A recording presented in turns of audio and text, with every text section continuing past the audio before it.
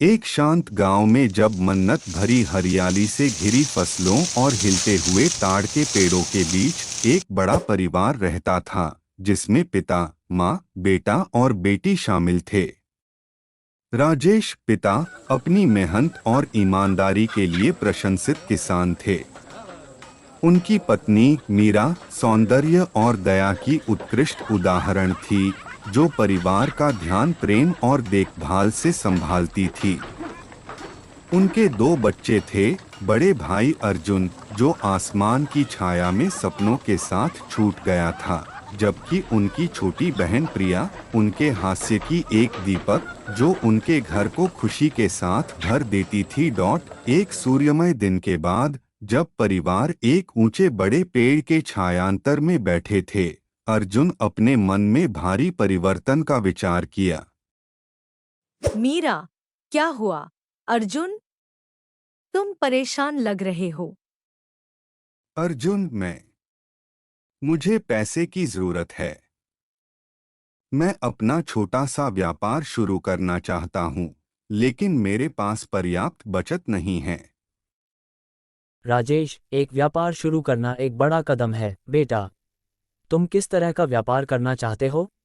अर्जुन, मैं बाजार में एक छोटा सा दुकान खोलना चाहता हूँ, आवश्यक और किराने बेचता हूँ। मैं जितना छोटा संभाल सकता हूँ बचत कर रहा हूँ, लेकिन इसे शुरू करने के लिए पर्याप्त नहीं है। मीरा, हम समझते हैं, अर्जुन, लेकिन पैसे टाइट हैं, खासकर हाल ही के फसल के विफलता के साथ। हमारे पास सिर्फ धार में आने के लिए पर्याप्त है। अर्जुन का दिल उसकी मां के शब्दों पर टूट गया। उसने उम्मीद की थी कि वह उनकी मदद कर सकेंगे, लेकिन वह उनके चेहरों पर चिंता देख सकता था। अर्जुन, मैं कुछ निकाल लूंगा। अपने दिल के साथ अर्जुन अपने कमरे में वापस चला गया, अपने मन में आते हुए विचारों से संतुष्ट होता हुआ। जैसे ही वह अपने बिस्तर पर लेटा, छत के ऊपर उठे पेड़ की ओर तकती हुई, उसके मन में एक विचार आया, एक विचार जो निराशा और विचलितता से जन्मा था। अगली रात, जब चांद आसमान में कम था और गांव अंधेरे में लिपट गया, अर्जुन चुपचाप अपने माता पिता के कक्ष में घुस गया। उसके दिल में डर और अपराध के एहसास से प्रेरित, वह अपनी माँ की आभूषण डिबिया के पास गया, जिसका सामान धीमी चांदनी में चमक रहा था। अर्जुन खुद से बोलते हुए, माँ, मुझे क्षमा कर दो, मेरे पास कोई और विकल्प नहीं है। उसके हिलते हुए उंगलियों ने चमकती हुई सोने की अंगूठियों के आसपास बंद हो गईं, एक नुक्कड़ में रात की रोशनी में। मीरा, अर्जुन, तुम क्या कर रहे हो? आश्चर्यचकित होकर अर्जुन घुमकते हुए अपनी माँ को दरवाजे में खड़ा पाया, जिनकी आंखों में अविश्वास और दुख था। अर्जुन, मैं मीरा, तुम हमसे चोरी करने वाले थे। अर्जुन, अपने ही परिवार से? राजेश, कमरे में दौड़ते हुए, क्या हो रहा है? मीरा, अर्जुन। मीरा, वह हमारे आभूषण चुराने की कोशिश कर रहा था।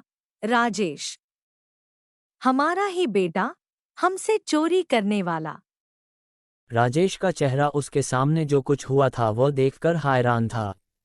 उन्होंने हमेशा अर्जुन में विश्वास किया था, हमेशा उसके में विशेषता और प्रमिति देखी थी। लेकिन अब, अपने बेटे के कृत्य के कठोर वास्तव के सामने खड़े होकर, उन्हें पूरी तरह से बेतहाशा महसूस होने लगा। राजेश, अर्जुन, तुमने कैसे किया? हमने तुम्हें बेहतर तरीके से पाला है।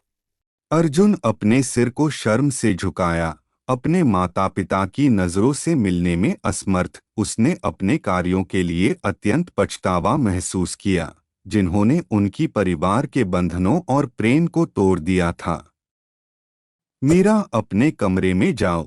अर्जुन, हम सुबह में इस पर बात करेंगे। जैसे ही अर्जुन डिबिया में ले गया, अपने अपराध के लिए अपने दिल को साझा करते हुए, उसने अपने कर्तव्यों को पूरा करने का संकल्प किया। लेकिन उसे मालूम नहीं था, उसका विचारवान कृत्य उन्हें परिवार के बंधनों की ताकत की परीक्षा करने के लिए एक श्रृंखला की घटनाओं को संचालित करेगा और अंततः उन्हें प्रेम क्षमा और पुनरुत्थान की नई समझ की ओर ले जाएगा। कठिनाई से भरे रातों के बाद अर्जुन ने अपने दुखद काम का पछतावा किया, जो उसके माता पिता के साथ उनकी अच्छाई को तोड़ दिया था। उसने स्वयं को जानबूझकर उनकी भरोसा और प्रेम को ठाने जाना। अब उसे अपने दुख के कारण उनसे मिलने का दिल नहीं था, लेकिन वह जानता था कि वह अपनी गलती को सुधारने के लिए कुछ करना चाहिए। कुछ दिनों बाद गांव में एक बड़ी मेला आयोजित हुआ। इस मेले की धूमधाम ने सभी को आकर्षित किया, और विशेष रूप से अर्जुन को। वह मेले के भीतर गौर से घूम रहा था जब उसने एक विचित्र स्थान पर ध्यान दिया। एक स्तंभ पर एक पुरानी बाबा जी खड़े थे, जो अपने गहरे ध्यान में खोए हुए थे। अर्जुन, बाबा जी, क्या आप मेरी कुछ मदद कर सकते हैं? बाबा जी, जरूर बेटा।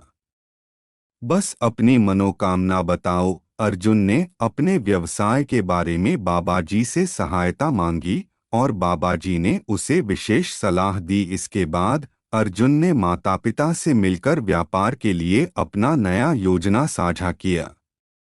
राजेश बेटा, यह एक बड़ा कदम है, लेकिन हम तुम्हारे साथ हैं।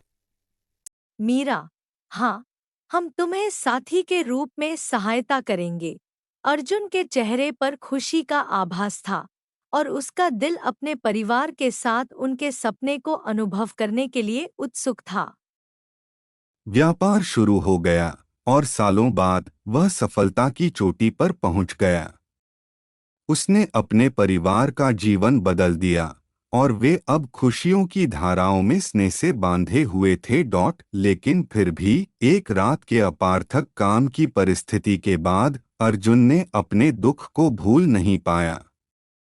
वह अपने परिवार को अपने अद्वितीय कठिनाइयों का सामना करते हुए समर्थित करता रहा और इससे प्रेरित होकर उसने अपने दुख को परिवार की बंधनों को मजबूत करने का एक अद्वितीय माध्यम बनाया।